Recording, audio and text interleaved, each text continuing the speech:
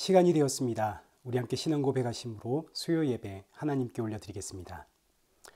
전능하사 천지를 만드신 하나님 아버지를 내가 믿사오며 그 외아들 우리 주 예수 그리스도를 믿사오니 이는 성령으로 잉태하사 동정녀 마리아에게 나시고 본디오 빌라도에게 고난을 받으사 십자가에 못 박혀 죽으시고 장사한 지 사흘 만에 죽은 자 가운데서 다시 살아나시며 하늘에 오르사 전능하신 하나님 우편에 앉아 계시다가 저리로서 산자와 죽은 자를 심판하러 오시리라. 성령을 믿사오며 거룩한 공예와 성도가 서로 교통하는 것과 죄를 사하여 주시는 것과 몸이 다시 사는 것과 영원히 사는 것을 믿사옵나이다. 아멘. 찬송가 270장 우리 함께 찬양하시겠습니다. 변찮는 주님의 사랑과 거룩한 보혈의 공로를 우리 다 찬양을 합시다. 주님을 만나볼 때까지 예수는 우리를 깨끗게 하시는 주시니 그의 피 우리를 눈보다 더 희게 하셨네. 우리를 깨끗게 한 피는 무궁한 생명의 물일세. 생명의 구원을 받은 자 하나님 찬양을 합시다. 예수는 우리를 깨끗게 하시는 주시니 그의 피 우리를 눈보다 더 희게 하셨네. 주님의 거룩한 보혈을 날마다 입으로 간증해 담대히 싸우며 나가세. 천국에 들어갈 때까지 예수는 우리를 깨끗게 하시는 주시니 그의 피 우리를 눈보다 더 희게 하셨네. 십자가 단단히 붙잡고 날마다 이기며 나가세.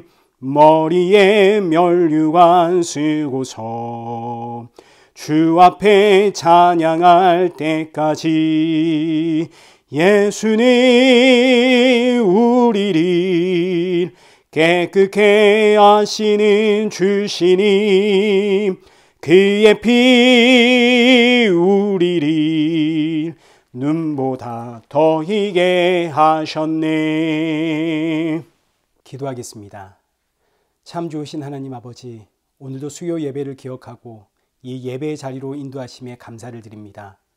오늘의 이 예배가 지치고 상한 심령들의 마음속에 새 힘이 되어지는 예배가 되게 하시고 상한 심령들 오늘 주시는 말씀을 통하여 예수 그리스도의 십자가를 바라보며 위로를 얻고 안식을 얻고 평안을 맛보며 돌아갈 수 있도록 크신 은혜 허락하여 주옵소서. 이 한 주도 남은 한 주도 십자가의 증인으로 잘 살아갈 수 있도록 성령의 충만함 부어 주옵소서. 예수님의 이름으로 기도드리옵나이다. 아멘. 성경 봉독하시겠습니다. 우리 오늘 보실 하나님 말씀은 예레미야 31장 15절에서 22절까지의 말씀입니다. 우리 한 절씩 교독하시겠습니다. 여호와께서 이와 같이 말씀하시니라. 라마에서 슬퍼하며 통곡하는 소리가 들리니 라헬이 그 자식 때문에 애곡하는 것이라. 그가 자식이 없어져서 위로받기를 거절하는도다. 여호와께서 이와 같이 말씀하시니라. 내 울음소리와 내 눈물을 멈추어라. 내 일에 삭슬 받을 것인즉 그들이 그의 대적의 땅에서 돌아오리라. 여호와의 말씀이니라. 너의 장래에 소망이 있을 것이라. 너의 자녀가 자기들의 지경으로 돌아오리라. 여호와의 말씀이니라. 에브라임이 스스로 탄식함을 내가 분명히 들었노니 주께서 나를 징벌하심에 멍에에 익숙하지 못한 송아지 같은 내가 징벌을 받았나이다. 주는 나의 하나님 여호와이시니 나를 이끌어 돌이키소서. 그리하시면 내가 돌아오겠나이다. 내가 돌이킨 후에 뉘우쳤고 내가 교훈을 받은 후에 내 볼기를 쳤사오니 이는 어렸을 때의 치욕을 짐으로 부끄럽고 욕됨이니이다 하도다. 에브라임은 나의 사랑하는 아들 기뻐하는 자식이 아니냐.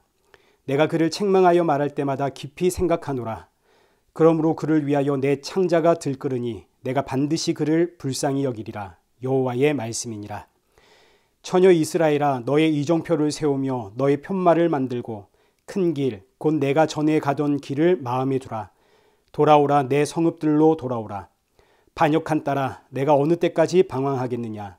여호와가 새 일을 세상에 창조하였나니 곧 여자가 남자를 둘러싸리라. 아멘. 오늘 본문은 예레미야 31장 15절에서 22절의 말씀입니다. 여자가 남자를 둘러싸리라 라는 제목으로 오늘 본문의 말씀을 우리 함께 살펴보도록 하겠습니다. 사실 오늘 본문은 상당히 난해한 구절로 해석이 분분한 본문입니다. 어디서 해석이 어렵냐면 여기 22절 하반절에 여호와가 새 일을 세상에 창조하였나니 곧 여자가 남자를 둘러싸리라, 이 구절이 해석하기가 너무너무 어려운 겁니다. 하나님이 새 일을 이 세상에 창조하시는데 여자가 남자를 둘러싼다. 이게 대체 무슨 뜻인가? 성경에는 이런 여러 가지의 난해 구절들이 있는데 도무지 이해가 안 되는 말씀들입니다. 그러나 사실 이런 난해 구절들은 전부 예수님을 이 안에 넣게 되면 다 이해가 되는 말씀들입니다. 예수님 없이 사람의 상식과 이성과 논리로 이해를 하려고 하자면 이게 절대로 풀리지가 않습니다. 그러나 여기에 예수님을 넣으면 너무너무 쉽게 풀리게 됩니다. 자, 그럼 오늘 본문의 결론이기도 한 이 22절의 난해 구절이 어떻게 해서 예수님으로 끝이 나는가, 우리 여기에 대해서 우리 함께 살펴보도록 하겠습니다. 지금 예레미야 31장은 하나님께서 바벨론으로 잡혀간 이스라엘 백성들에게 새 언약을 주심으로 구원하시는 내용으로 가득 차 있습니다. 지난 주에는 하나님의 은혜로 안식을 얻어 나오는 하나님의 백성들에 대해서 우리가 살펴보았죠. 이들은 큰 무리를 이루어서 하나님께 돌아오게 되는데 이들의 모습을 8절에서는 이렇게 기록을 했습니다. 이들은 맹인이요 다리 저는 자요 잉태한 여인이요 해산하는 여인이라. 이들의 공통점은 스스로의 힘으로는 도무지 걸어 나올 수가 없는 사람들입니다. 이 말씀을 통해서 하나님의 안식으로 나오는 자, 하나님께로 돌아오는 자는 스스로의 힘으로 나오는 것이 아니라 전적인 하나님의 은혜로 하나님께서 끌고 나오시는 것이다 하는 것을 우리에게 가르쳐주는 말씀입니다. 진짜 하나님의 은혜로 바벨론에서 나온 자들이 맹인이고 다리 저는 자고 잉태한 여인이고 해산한 여인이다, 이런 이야기가 아니죠. 이 표현 자체가 하나님께로 나오는 것은 사람의 힘과 능력으로는 불가능하다 하는 것을 우리에게 알려주는 말씀입니다. 그래서 9절 말씀을 보시면 하나님께서 친히 이들을 넘어지지 않게 지키시고 푸른 초장으로 이끄신다. 10절에서는 이스라엘을 흩으신 이가 그들을 모으시고 지키신다. 그러니까 하나님의 백성이 하나님께로 돌아와 하나님의 안식으로 들어가는 것은 전적으로 하나님의 은혜인 것이지 사람의 공로나 사람의 행위가 아니다. 그리고 시작하는 것이 이제 오늘 본문 15절입니다. 우리 함께 15절 말씀 보겠습니다. 여호와께서 이와 같이 말씀하시니라. 라마에서 슬퍼하며 통곡하는 소리가 들리니 라헬이 그 자식 때문에 애곡하는 것이라. 그가 자식이 없어져서 위로받기를 거절하는도다. 자, 지금 본문 15절은 바벨론 포로로 잡혀간 이스라엘의 그 처참한 모습을 라헬이 자녀 때문에 애곡한다 하는 것으로 표현을 했습니다. 우리가 잘 알듯이 라헬은 야곱이 가장 사랑하던 아내입니다. 그러나 자녀가 없어서 많이 울었던 여인이죠. 심지어 이 라헬은 자녀가 없음으로 인해 야곱을 원망하기도 했습니다. 우리 창세기 30장 1절을 한번 보십시오. 라헬이 자기가 야곱에게서 아들을 낳지 못함을 보고 그의 언니를 시기하여 야곱에게 이르되 내가 자식을 낳게 하라. 그렇지 아니하면 내가 죽겠노라. 자, 여러분 한번 보십시오. 자녀를 낳지 못하는 게 누구의 문제인가요? 야곱의 문제인가요? 라헬의 문제인가요? 야곱의 문제는 아니죠. 야곱의 또 다른 아내 레아는 자녀를 잘만 놓습니다. 그렇다면 자녀를 낳지 못하는 것은 누구의 문제인가? 바로 라헬의 문제가 되는 것이죠. 근데 이 라헬은 지금 누구를 원망하고 있나요? 남편을 원망하고 있습니다. 나로 하여금 자식을 낳게 해라. 그렇지 않으면 내가 죽겠노라.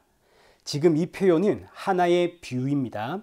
야곱을 하나님으로 보시고 라헬을 이스라엘 백성, 하나님의 백성이라고 생각하시면 되겠습니다.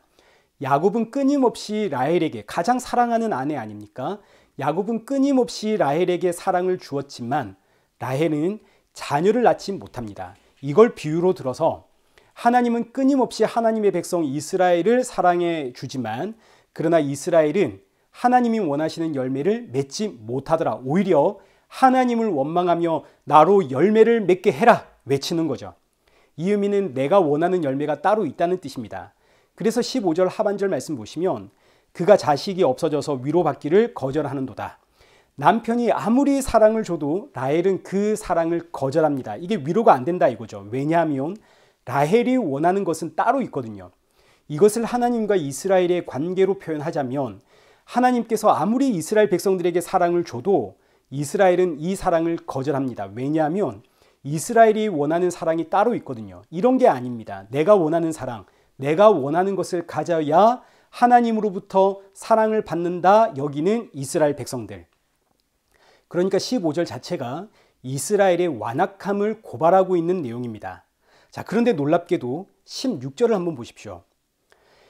여호와께서 이와 같이 말씀하시니라. 내 울음소리와 내 눈물을 멈추어라. 내 일에 삭슬을 받을 것인즉 그들이 그의 대적의 땅에서 돌아오리라. 여호와의 말씀이니라.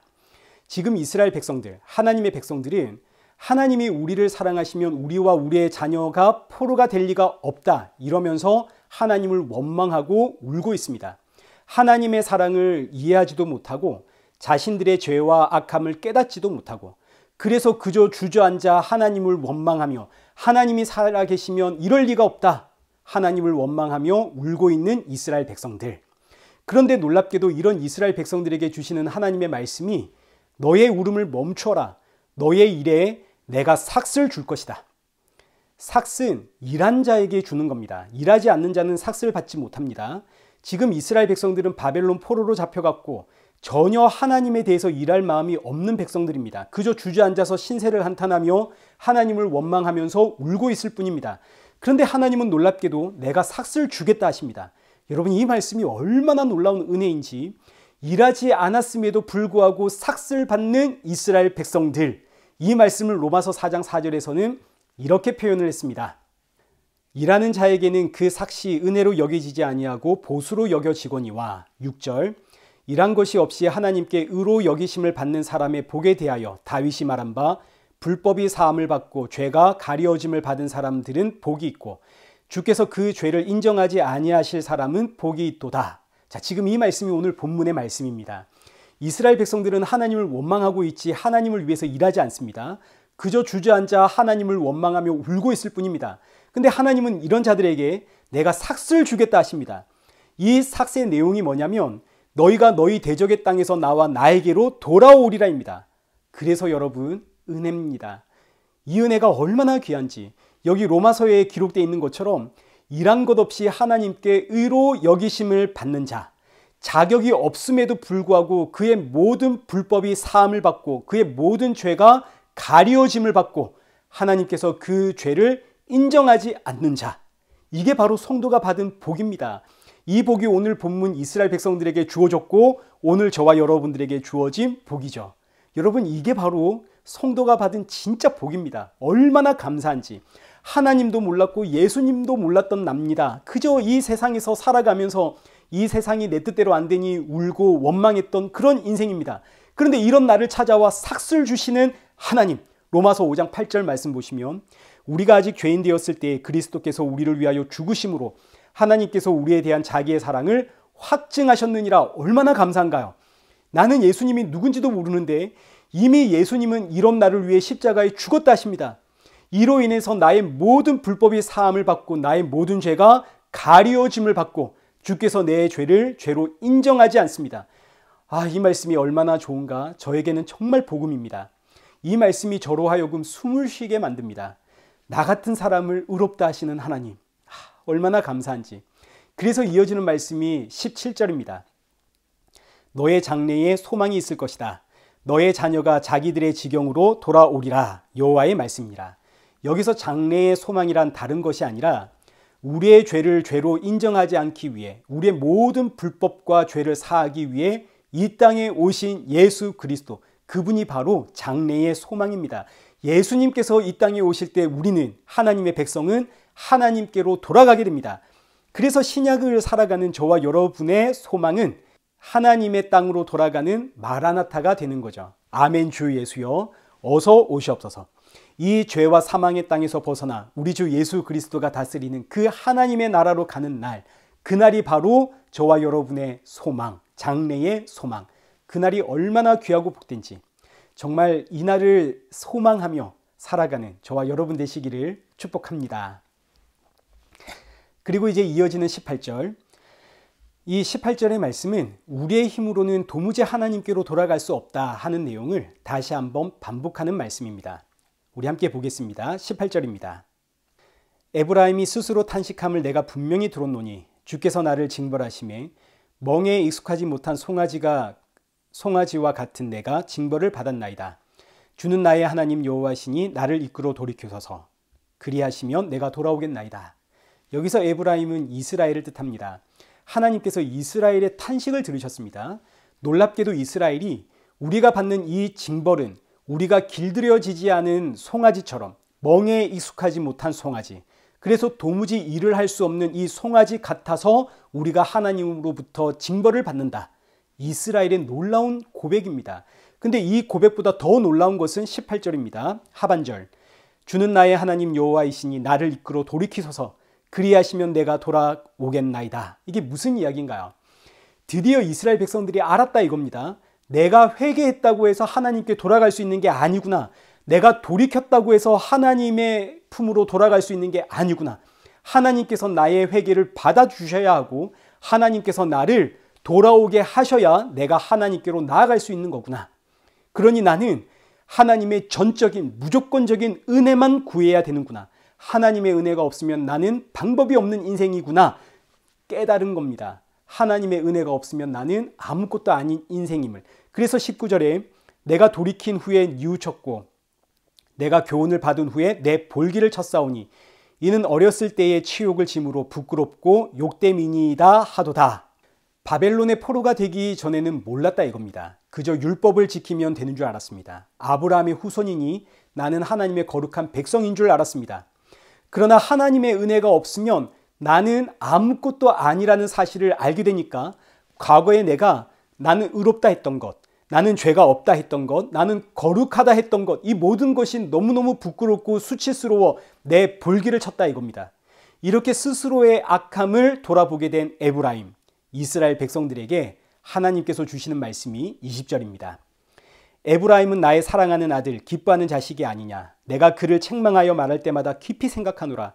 그러므로 그를 위하여 내 창자가 들끓으니 내가 반드시 그를 불쌍히 여기리라. 여호와의 말씀이니라. 여기 20절의 말씀이 어떤 이야기냐면 스스로 자신의 악함을 돌이켜 너무나 부끄러워 자신의 볼기를 치고 있는 이스라엘 백성들에게 하나님께서 너희가 지금 너희의 과거가 너무나 부끄러워 너희의 볼기를 치며 뉘우치고 있는데 이것은 너희가 스스로 깨달은 것이 아니라 이게 바로 내가 너희에게 준 은혜고 사랑이다. 내가 너희에게 이미 은혜를 부어 주었기 때문에 너희가 깨닫게 되었고 알게 된 것이다. 이런 이야기입니다. 그래서 보십시오. 20절에 너희는 나의 사랑하는 아들, 나의 기뻐하는 자식이 아니냐. 이 말씀은 내가 너희를 그냥 둘 리가 있겠느냐 이런 뜻이죠. 내가 너희를 책망할 때마다 내 창자가 들끓으니 내가 반드시 너희를 불쌍히 여기리라. 반드시 너희를 긍휼히 여기고 반드시 내가 너희를 구원하겠다. 이런 뜻입니다. 이스라엘을 징계하시는 하나님은 지금 창자가 끊어질 것 같이 아픕니다. 그래서 반드시 내가 너희를 구원하고야 말겠다. 그 결과 지금 이스라엘 백성들이 자신의 악함을 깨닫게 되었다 이겁니다. 그러니까 스스로 깨달은 게 아니라 하나님께서 모든 상황과 환경을 통하여 이스라엘 백성들로 하여금 깨닫게 만드신 겁니다. 오늘 우리의 삶이 전부 이와 같습니다. 우리 삶에서 일어나는 크고 작은 일들, 이 땅에서의 삶, 여러분 이게 얼마나 악한지 모릅니다. 근데 내가 이렇게 나의 모습이 악하다는 것을 깨닫게 된 것은 하나님이 나에게 은혜를 부어 주셨기 때문에 알게 된 겁니다. 이게 하나님의 이끄심이고 하나님의 역사고 하나님의 은혜입니다. 뿐만 아니라 우리를 이런 자리로 이끄실 때에 하나님의 마음은 끊어진다는 사실을 기억하십시오. 하나님도 아파하십니다. 그리고 주시는 말씀이 21절. 처녀 이스라엘아, 너의 이정표를 세우며 너의 편말을 만들고 큰 길, 곧 내가 전에 가던 길을 마음에 두라. 돌아오라, 내 성읍들로 돌아오라. 하나님께서 지금 이스라엘 백성들에게 이정표를 세우고 편말을 만들어서 네가 과거에 가던 그 큰 길에 세워두어라 하십니다. 그럼 이스라엘 백성들이 그동안 다녔던 큰 길은 어떤 길인가요? 전부 죄와 사망의 길이죠. 이스라엘 백성들이 원하던 길, 이스라엘이 달려가던 길, 그 길은 전부 죄와 사망의 길입니다. 그러니 그 길에 세워야 하는 이정표와 편말은 뭐겠습니까? 이 길은 죄와 사망의 길이니 절대로 가지 마시오. 이런 편말과 이정표를 이 큰 길에다가 세워둬라, 이런 이야기입니다. 그러나 그럼에도 불구하고 이스라엘 백성들은 또다시 이 길로 가더라. 그래서 22절에 반역한 딸아 내가 어느 때까지 방황하겠느냐. 분명히 자신의 죄를 뉘우쳤고 탄식했고 하나님 우리로 하여금 돌아가게 하소서, 우리 힘으로는 안 됩니다 고백했음에도 불구하고 다시 큰 길로 나아가고 있는 이스라엘 백성들, 정말 답이 없죠. 근데 이 모습이 바로 우리의 모습입니다. 우리는 이 땅에서 태어난 본질상 진노의 자녀이기 때문에 이 길로 가면 안 된다는 것을 뻔히 알면서도 지금 이 길 앞에 이정표가 있고 편말이 있습니다. 이 길은 죄의 길이고 사망의 길이다. 절대로 들어가지 마라. 그러나 그럼에도 불구하고 이 길로 나아가고 있는 저와 여러분의 모습. 그래서 하나님이 이 땅에 새 길을 내시는데, 이게 22절 하반절의 말씀입니다. 여호와가 새 일을 세상에 창조하였나니 곧 여자가 남자를 둘러싸리라.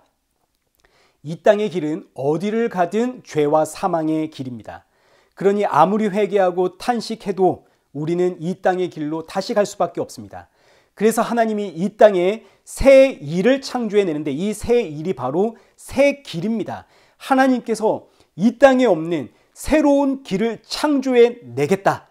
이 새 길을 창조해내니 여자가 남자를 둘러싸더라 이겁니다. 그럼 여기서 여자는 누구고 남자는 누구며 여자는 왜 남자를 둘러싸는가? 여러분 벌써 감이 오시죠? 하나님께서 이 땅에 새 길을 내시는데 오직 이 길을 통해서만 하나님께로 우리는 나아갈 수 있습니다. 그럼 이 길은, 하나님께서 이 땅에 창조하신 이 새 길은 뭐겠습니까? 바로 예수님 아닙니까? 그래서 여자가 남자를 둘러싸게 되는데 여기서 여자는 이스라엘, 오늘 저와 여러분이 바로 이 여자. 그럼 남자는 누군가요? 바로 예수 그리스도, 우리의 참된 신랑이 되시는 예수 그리스도. 하나님께서 새 길을 창조하시니 여자는 그 생명의 길이 되는 예수님께로 나아가더라, 이 이야기입니다. 이 말씀은 절대로 난해 구절이 아닙니다. 예수님 넣으면 이해가 되는 말씀입니다.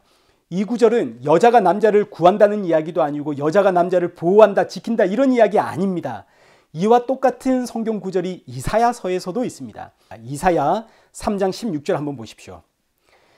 여호와께서 또 말씀하시되 시온의 딸들이 교만하여 느린 목, 정을 통하는 눈으로 다니며 아기작거려 걸으며 발로는 쟁쟁한 소리를 낸다 하시도다. 여기서 시온의 딸이 이스라엘 백성을 뜻하죠. 이스라엘 백성들이 얼마나 교만하고 음란한지 온갖 우상 숭배를 일삼고 이 세상을 탐내며 살아가고 있더라.